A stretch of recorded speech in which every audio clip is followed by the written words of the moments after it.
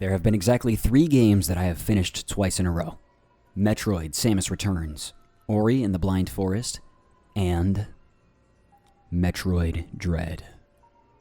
What do these games have in common? They're good Metroidvania games that toe a really exciting line between exploration and action, and they all feature super quick and snappy movement. I guess it's just a good combination for me, personally.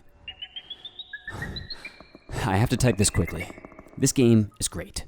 It's the final game in the original 2D Metroid saga chronologically. It's Metroid 5, the sequel to Metroid Fusion, which was Metroid 4. That game came out in 2002 for the Game Boy Advance, by the way, so yeah, this game's a really long time coming. Although admittedly, I didn't play Metroid Fusion until like 2013, when they put it on the 3DS for people who bought the 3DS early. So, does this game live up to the lofty expectations put on it? Well, the fandom says yes, and so do I. That being said, this game actually may or may not be a good game to play to get into the series. This is definitely a game made for the Metroid fans, as it doesn't really hold your hand and explain all of its own Metroidisms to the players. For example, you can wall jump right from the start without needing any kind of special power-up or upgrade, and while experienced players will just check to see if they can do this right away, new players probably won't know that they can do that at all unless they happen to see it on one of the loading screen tips in the game. New players also might not know to look for collectibles by blowing up hidden blocks in the walls, which is another Metroid staple. Also, similar to Metroid Fusion, enemies just hit pretty hard in this game. You might die once or twice to random enemies while you're running around because of this, and then the bosses will kill you. You should expect to die to these guys a few times before you beat them. Practice makes perfect when it comes to the big bads in this game, and that's just on normal mode. I'd also like to point out that the final boss is so hard that he straight up refused to lose to me. By which I mean, he glitched out and I couldn't kill him. I'll put the link to that video on the screen, I guess. You unlock hard mode once you beat the game, by the way, and, well, you gonna die. You gon' die. But actually, the bosses in hard mode ended up killing me less often than they did on my first playthrough, despite how much damage they did. Turns out it doesn't matter how much damage an enemy does if they can't hit you. Going into the bosses with knowledge of their attack patterns was super helpful. Excuse me, keeping that in. I've expressed a couple of times on this channel already how non-linear games are really fun to discuss because sometimes it's just interesting to see how different players approach the same set of problems in different ways. Breath of the Wild, Hollow Knight, Ori and the Will of the Wisps all elicited this response from me. Metroid Dread, while being in the same genre as the former two, does not. Well, I suppose it kind of does, in a different way. What I mean is, this game is super linear at first glance. The game doesn't tell you exactly where to go, but the level design definitely guides you in a certain direction. 99% of players will take the same route on the first run, but a bit of exploration will let curious or experienced players do this.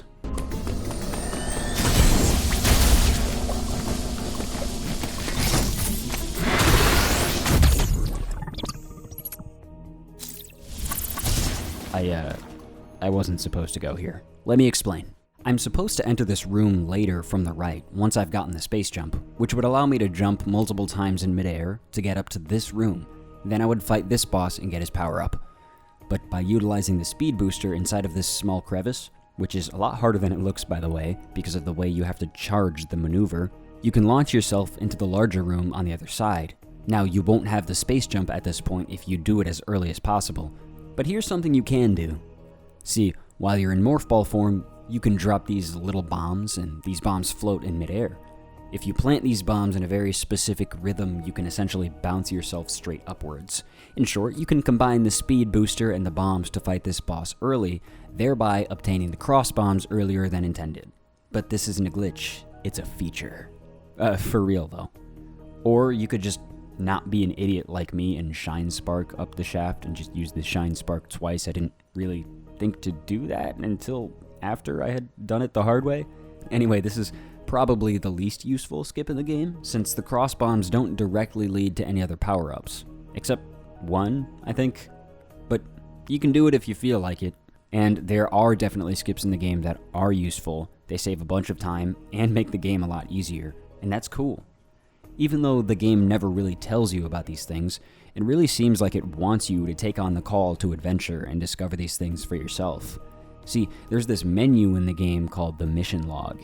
It just kind of fills out as you reach certain milestones in the game, like fighting bosses and obtaining power-ups. This addition to me was more important than it looked at first glance. Not only does it help you remember the last thing you did when returning to the game, but it also might clue you in on the fact, on your second playthrough, if you feel like playing the game again on hard like me, that one or two of these things might be in a different order than the last time you played. See, I played this game 3.5 times.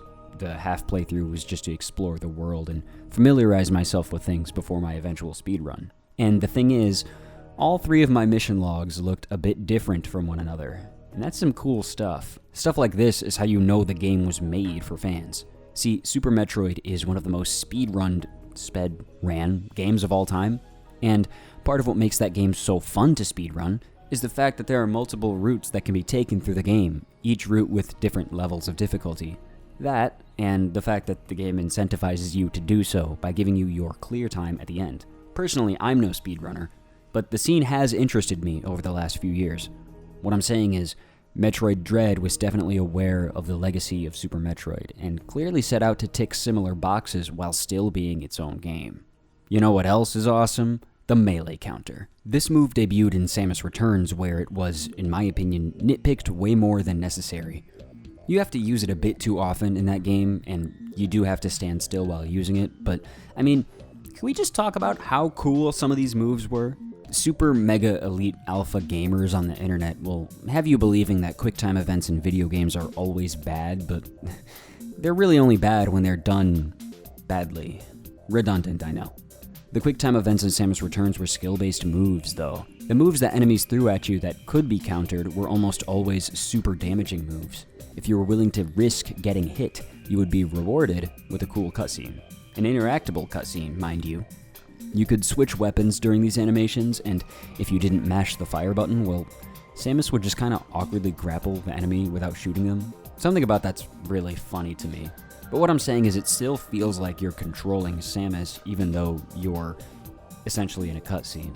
Anyways, I was really worried that they would scrap the counter in the next game, but instead of throwing out their ideas, they improved upon them. The counter is back in Dread, and this time you can do it while running, so they addressed people's complaints. And it actually does a bit of damage this time too. This, in my opinion, is a great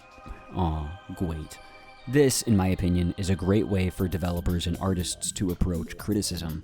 Although, I admit, I personally miss the beam switching from Samus Returns. I'll pretty much always prefer beam switching to beam stacking, but apparently that's just me. Also, I'll say, and this is a small nitpick of mine personally, I guess, but I really kind of wish Metroid would start giving us some more optional power-ups. I mean, as per usual, there are plenty to collect here, but by plenty to collect, I really mean there are a ton of missile expansions and energy takes to find. See, if you've been following this channel, you'll know that in the last year I've played Hollow Knight and the Ori games. Something that I realized that I liked so much about those games was the fact that you had some choice in how your character grew. Yes, there were some key power-ups in those games that were obtained from specific areas that were required in order to make it to the end of the game. But those games also had optional moves that you could just find, or purchase with experience or currency, or even find through challenges. I really feel like Metroid could stand to start doing this, personally. It would be great if some of those missile expansions were, just something else, I guess. And it makes a ton of sense, too. The bosses in Dread are pretty punishing, and part of the joy I find in Metroidvanias is beating up bosses with the stuff you find. You feel rewarded for exploring by having an easier time with the really tough enemy encounters. That's part of what's so satisfying. It's like a cool gameplay loop where you do stuff and then you fight stuff and they intertwine. I think bosses are really important to this genre. I went off script there. Of course, that isn't to say that Metroid Dread doesn't have secret ways to kill bosses, because it actually has multiple. They just aren't done with optional upgrades, I guess. You can do a secret kill on Kraid by collecting the Morph Ball bombs early. Also, if you manage to do a Shine Spark on a boss, it'll do massive damage. Of course, this is much easier said than done in most cases, because of the way you have to charge the Shine Spark, but it's awesome if you manage to pull it off. You know, stuff like this contribute to the game's rather high skill ceiling. Between Samus's many movement options, all the route planning, and the best ways to defeat bosses, clearing the game with a completely optimized time can be extremely difficult. Earlier in this video I said I'm no speedrunner, and this is true. But you can unlock some secret artwork by beating the game in less than 4 hours, and I want that artwork. And so, I obtained it.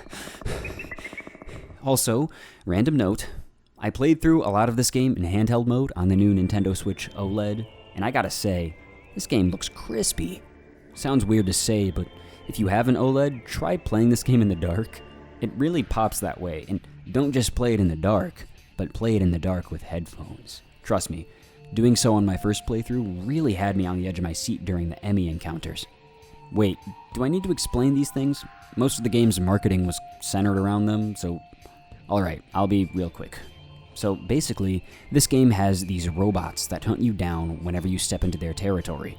You cannot defeat them, as their armor is made of the strongest stuff in the universe. The game's words, not mine. Each of these guys are powered by a biomechanical supercomputer called a central unit that can be found somewhere within the E.M.M.I zone. When you defeat these disgusting brain dudes, they give your arm cannon a temporary power-up. Using your newly acquired Omega Beam, you can take out the local E.M.M.I.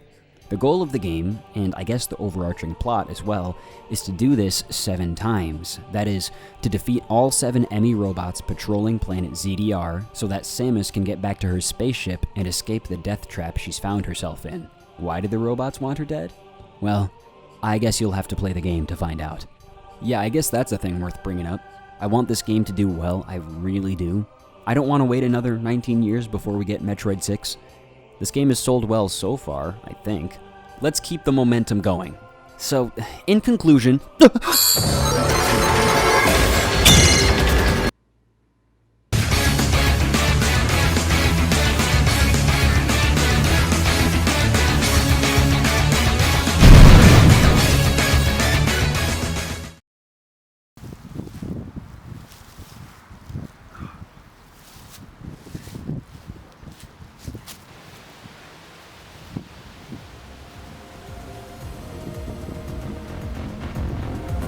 Thanks for watching.